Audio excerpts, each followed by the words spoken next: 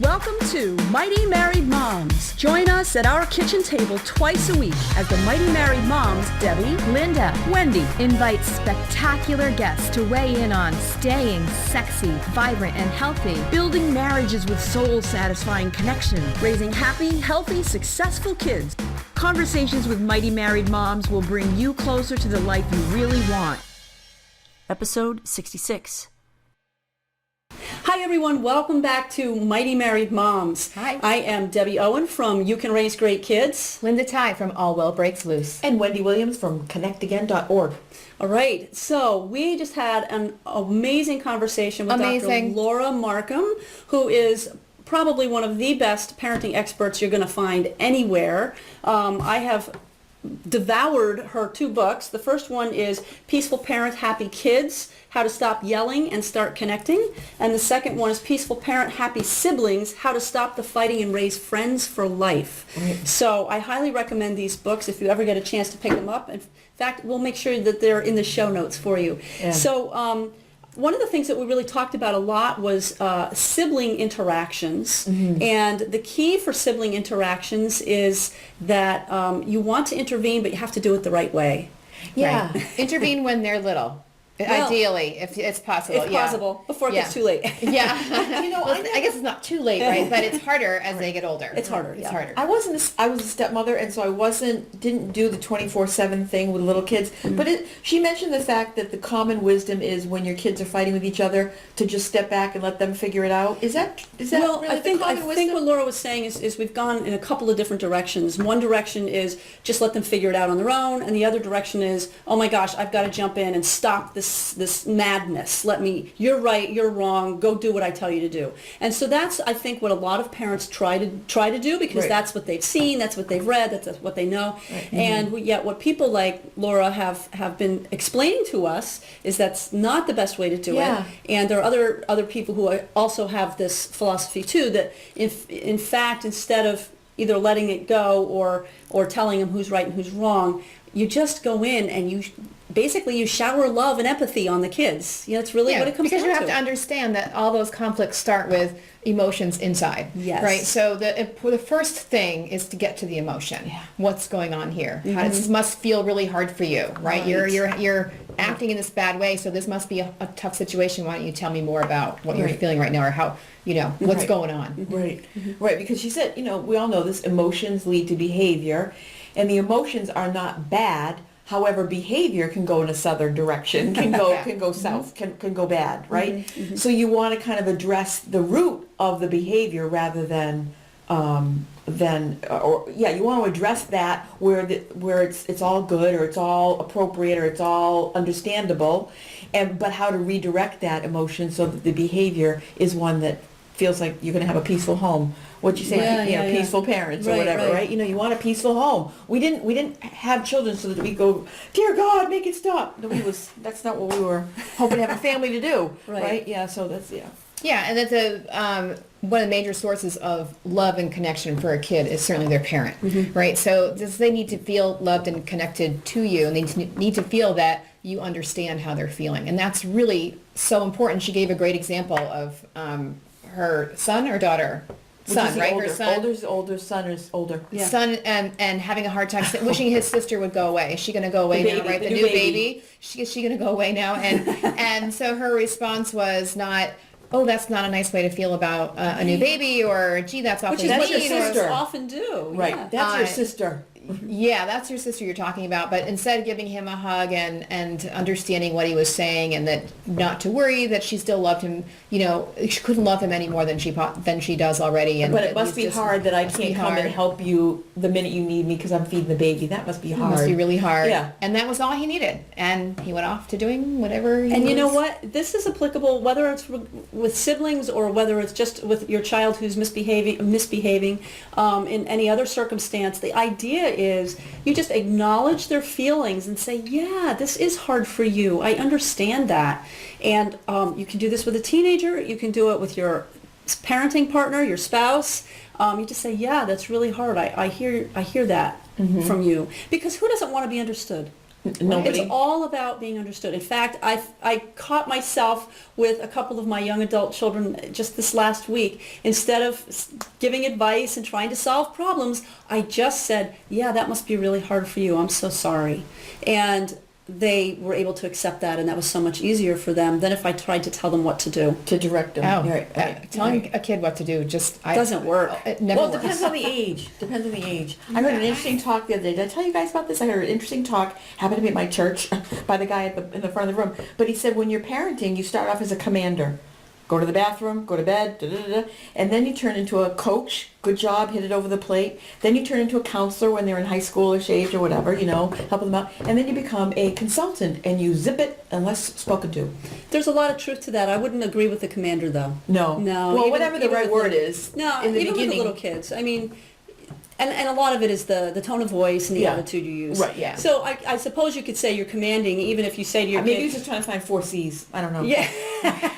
Right. That could be. Yeah. Yeah, but for a little kid, you can say, okay, now we're going to go brush our teeth. Right, yeah. Which is very different than go brush your teeth. Right. Yeah. Yeah. I have to say, I don't know if this is like good or bad or whatever it was, but when I had my second son, and this came from my mother, so I'm going to give my mother all the credit for it because I didn't think of it. She gave him, my oldest, as a gift, she gave him a little baby that looked just like a real baby, a little doll, and she made him a little Bjorn type carrier. She sewed it together to look just like that. And we would go everywhere, and my older son would take care of his baby while I was taking care That's of a brilliant idea. and it was we would be walking in the park, and he'd have his little baby in the carrier, and I would have mine, and we would diaper them together, and and he'd have his little truck in the other hand, like Oh my he would have the gosh. it was That's just wonderful. so sweet, and my mother just, I don't even know, Where she got it? She just decided to do that, and it Wow. he just thought he was loving being this nurturing big brother with this little baby alongside Yeah. of me. So anyway, that was just a cool way I thought That is very cool. to To try to give a little bit of warmth and warm regard for that baby that just and then intervened him in my feeling life. like, I'm the big brother and it's cool. Yeah. That's like, important. That's important. Yeah. It's not quite as good as that, but when our oldest was at home, he was about 3 when our second was born, and so I was in the hospital, and my mother had come to take care of him while I was going, or actually, she actually helped me with the delivery too, but then she went back to the house to take care of him over the next day while I was still at the hospital with Brittany, and he wasn't very interested in coming to the hospital.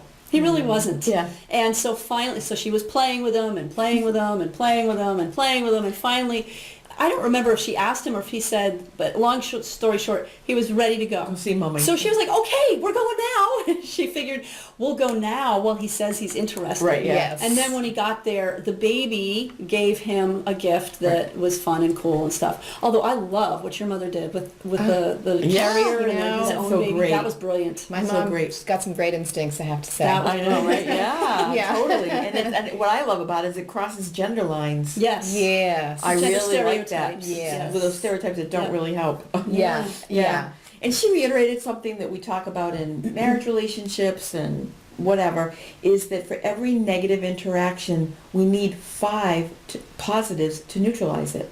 5 to 1. A negative interaction, a negative word, a negative criticism, or one's a criticism of a positive, but a negative word to us is, it just goes in deep and wide. And if you can think of it as being, like I said, 5 times the value of a positive, it's just it's so harsh. Well, the reason is because your brain is in protection mode all the time. Right. And if there's something negative, it's perceived as a threat. Yes. Yeah. And when it's perceived as a threat, it rises in importance. Right. And so that's why it takes so many positives, even just to negate that one Yeah, negative. exactly. And That's the reason. would you say that kids even more so have that negative thought pattern impact to protect themselves even more than adults because they haven't learned the skills to get beyond it? I mean, it seems like a lot That's a of good teenagers question. you hear are depressed and all this stuff because they're really They in take that the negative negatives in even space, more and you talk about deeply. the teenage angst and all that stuff. And Well, a lot of that comes from their environment. And granted, the environment that they have in school is one over which you have very little control. But you have a lot of control over the environment at home. And it's all about the connection. Dr. Laura talks about her three things that are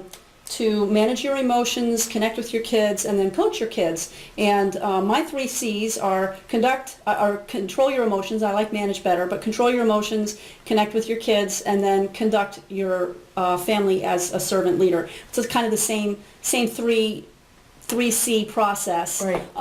And the idea is you just create an environment. In my thing, you create an environment as the leader of your home, which is one that's based on love and acceptance and empathy and care and service. Yeah. For each other. Yeah. Yes. And when you have that kind of home environment, it is possible to negate or have the opposite effect of any negative environment that they may encounter while they're out in the world, which happens. Right, to make the home literally a safe harbor and a soft place to land. Sanctuary. Yeah, and particularly, teenagers, even a little younger, their peer group becomes a very important part of their world, maybe more important for them in some ways than their home. Like they're really invested in it, and they're really invested in how people see me and do people like me, and so I think it seems like, would you say, like, it would be even more important to make sure that you're really attending to that environment at home? Because I know even with my son with a breakup with a girlfriend was really a lot of talking through, that you're a great person, because it made him feel, as any breakup does for us, like, what's wrong with me? Why did this happen? I didn't do enough. I didn't, so there were a lot of conversations we had about, strengthening his, inner being and his self-esteem and important. Yeah. And it really just comes down to acknowledging their emotions. Right. And so many people are afraid of emotions. They're like, oh my gosh, they're screaming at me. Well, if they're screaming at you, there's a reason for it. Right. Find out what the reason is. Right. And if you can find out what the reason is, then you can solve the problem. Right. Collaboratively. Right. Right. Whether it's an adult or a kid. Remember, what did she say? Remember the tip that she gave about when your kids are teenagers and they're at loggerheads and fighting each other. Typically, our interventions would be, would you stop picking on your sister? You're always doing that, or whatever. Making somebody wrong. Making somebody wrong. Right. So, can you remember how she she basically said, don't say that, which is, you're old enough to know better. Don't pick on your sister, something like that, because then you're making that child wrong. Right. Whereas what you say is, whether they're 5 or 15 or whatever, you say, wow, that must be really frustrating for you. I see that what she's saying, what she's doing is making you angry. Yeah. Or you want to play the game this way and she wants to play the game that way. That's a tough one. How you gonna end up playing the game together? Right. So what I do in those situations is I encourage my clients to say, all right, use the word win-win. So if you're trying to help your kids, whether they're 8 and 7 or 15 and 16, try to solve a problem, you come in and you say, yeah, I hear you want to play the game that way, you want to play the game that way, or you want to watch this show and you want to watch this show, whatever it might be. And then you say, well, this is a problem. I can understand why you're both angry at each other. How are we going to solve this problem so that we've got a win-win situation? Yeah. And if you start to teach them the idea of a win-win situation, someplace that they can both be happy enough. Right. I think happy enough is a really good thing to teach them. We're both feel like, okay, I got something out of this and I'm still happy and I won something and he won something. Yeah. Nobody has to lose. Right. And yet that whole competitive spirit that Laura talked about too, lots of times people are trying to win. Even parents are trying to win. They're afraid of losing, losing the power struggle to their kids. And you know what? The secret is when you are ready and willing to let go of the power struggle and actually kind of let your kid win, you'll be amazed that all of a sudden they come back to you. In other words, so let me see if I can give a good example. So if you're talking to a kid and they really want to have the car on Friday night, and so you say, you know what, I really don't feel that that's an appropriate thing for you because it's just something that you haven't taken out the trash this week and you haven't followed through on your things. So I'm not really sure I feel like letting you have the car on Friday night just because I don't feel like you've held up your end of the family bargain. Contribution for your end of the bargain. And so anyway, you get into this power struggle. Eventually, now this is maybe not a great example, but the point is, if you eventually just let your child do what they need to do and say, I don't think that's a good decision. I don't think you should be going out with your friends that night. Or I don't think you should be watching TV instead of doing your homework. I think that you should probably be doing something else. But rather than arguing with them about it, Yeah. You state your opinion. You state your opinion. You give them the choice. Yeah. And then when they have negative consequences, Oh, that's too bad. Yeah, you say, gee, I'm sorry about that. Yeah, really. And then the next time you have something to say, they're going to come back to you and probably listen to you a little bit better. Yeah, exactly. That's a great idea. Yeah. That's a So really you just good stay idea. calm. Right. Stay very calm. Right. It's really important as a parent to Right. just stay calm. Right. I remember she was saying that, when she introduced to the teenagers, especially if you haven't been doing it since they were little, her method, and you're hearing this today for the first time, or you're hearing Dr. Laura's advice the other day for the first time, you might start going, all right, well, I'll try it with my 13 and 15-year-old, I don't know.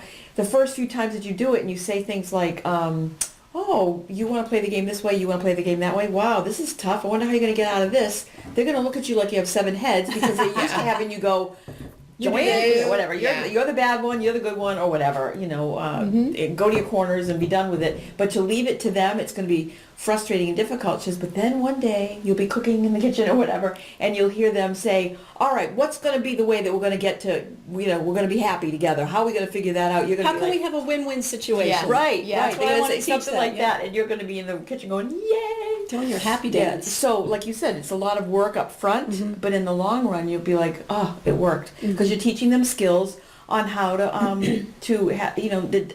life doesn't have to be one up, one down. Right. For the rest of our These are days. Emotion skills and relationship Right. skills. And that Right. typically when you have the older, bigger kid, they're the ones that win and they learn how to be bullies in some regard. I've heard that before too. Yeah. That they Yeah. learn how to push their weight around, and the other person can feel victimized going forward in life. And so you try to find a way for them to kind of negotiate on a different level that has nothing to do with big Yep. or little. Yep. Yeah, I really liked Yeah. that. Great takeaways from this interview, for sure. We would love to hear what you have to say. What are your takeaways? Yes. If you can share in the comments below on our website, mightymarriedmoms.com, that would be great. We would so appreciate that. Yeah, we would love to hear And from other you. people would appreciate it too. Love to hear your comments. Yeah, what are We your read them. takeaways? Yeah. So we're going to wrap up this follow-up conversation with about Dr. Laura Markham, and you can find her at ahaparenting.com and find her books and sign up for her newsletter, which is phenomenal, by the way. And her Facebook page, Aha Parenting. Yeah, her Facebook page, she posts there regularly, great information there. So thank you so much for being with us here today at mightymarriedmoms.com. Please leave us a rating and review, and please share this with your friends and family. Spread the good news, and we will talk to you next time. Thanks so much. Thank Take you. care. Have a great day. Thank you for joining us for this episode of Mighty Married Moms. Tune in twice a week on Mondays and Thursdays to meet fascinating and inspiring guests who will help you create the life you've always wanted.